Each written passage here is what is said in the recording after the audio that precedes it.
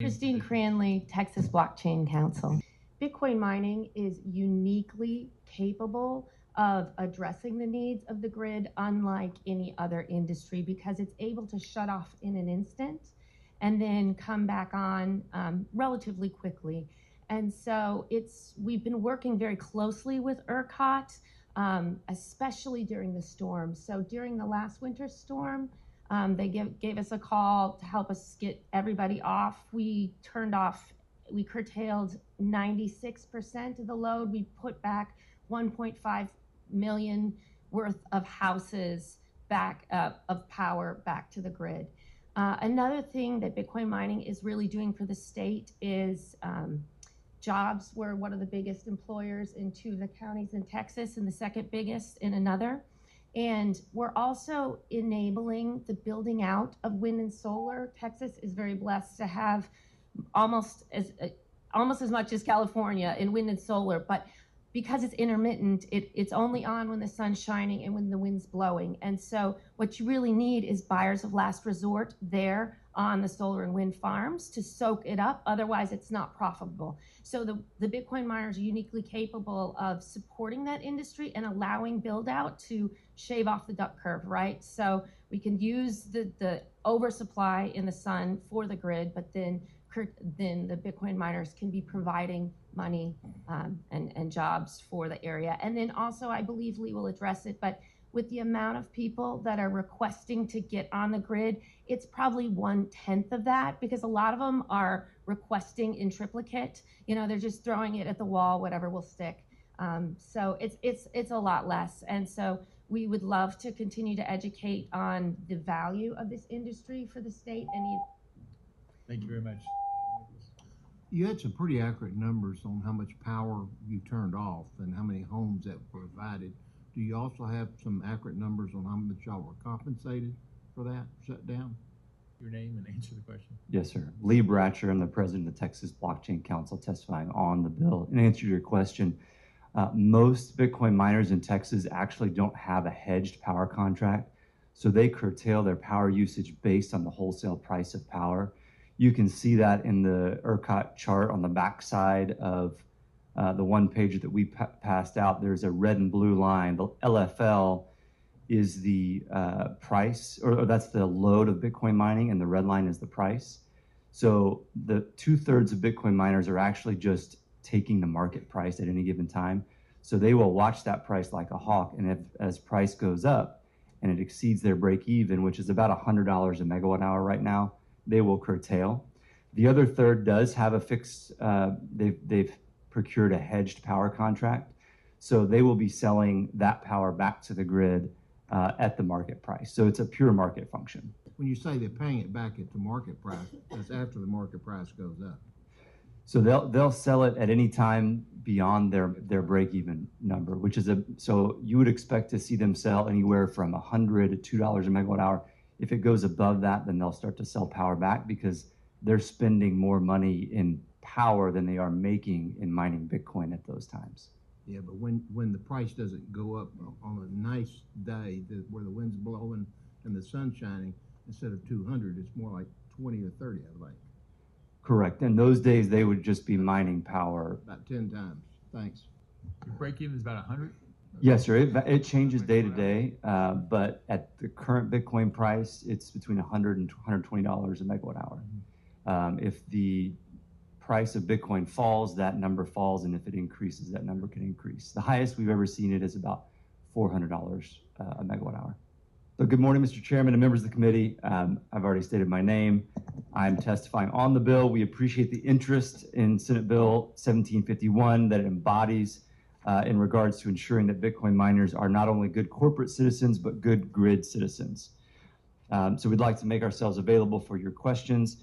Bitcoin miners employ about 2,000 people across the state of Texas directly, like W-2 jobs, and another 20,000 in indirect, like 1099 type jobs.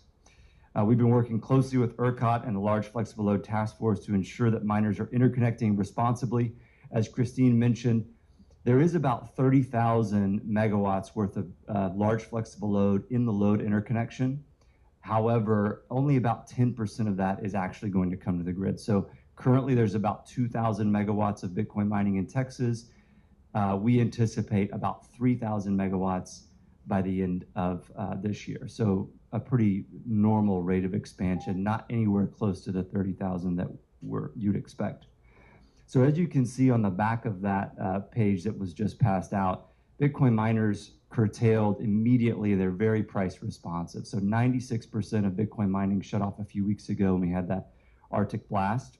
It's a tool in ERCOT's tool belt. It's by far the most flexible load in Texas, and by limiting Bitcoin miners' participation in ancillary services, we're cutting off one of our most valuable resources in demand response and RRS within ERCOT. Because Bitcoin miners are so price sensitive when it comes to the wholesale power price and so responsive, they help drive down costs of ancillary services procured by ERCOT. I think that's an important point. They drive down costs by limiting the number of miners in demand response. We're actually going to increase the cost of procuring ancillary services for ERCOT and therefore the ratepayer, because there's not as much demand for those ancillary services. Thank you. Members, questions? Sure. Senator Folker. So would y'all be okay with the bill written at a 10% cap on demand response? Senator, we do appreciate the bill's request that all loads over 10 megawatts register with ERCOT. We do want more information flow between the miners and ERCOT. We think that all flexible loads, Bitcoin miners, green hydrogen, any large load should have more communication with ERCOT because it just provides more grid stability. In regards to the 10% number, we feel like that will increase the cost because Bitcoin miners already procure probably slightly more than 10% of all ancillary services. It changes day to day, as you know. But by artificially suppressing their participation, that market will increase in price, and so ERCOT will have to spend more to procure those services because fewer people are offering in.